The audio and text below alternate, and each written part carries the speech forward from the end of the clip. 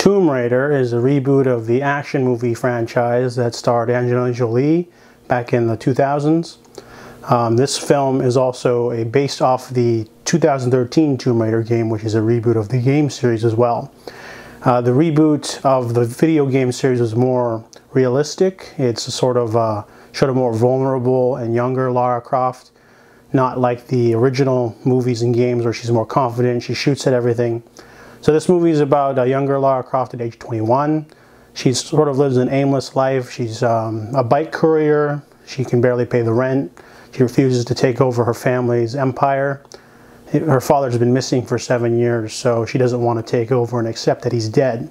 But when she's about to sign the papers, the lawyer gives her a mysterious artifact that allows her to find her father's secret room. She finds out that he wasn't just a businessman, he was actually like an archaeologist adventurer. She decides to follow in his footsteps and find out what happened to him.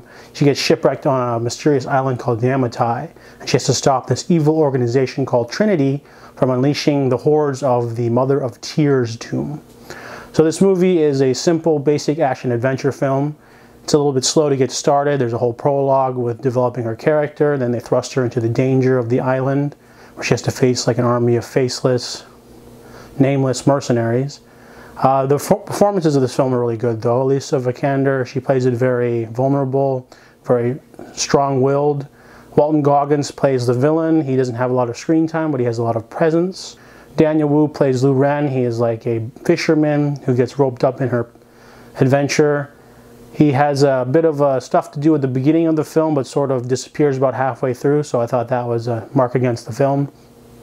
Other complaints about the film is the second half gets really excessive in terms of set pieces, and the story isn't amazing. It's like adequate, it's acceptable.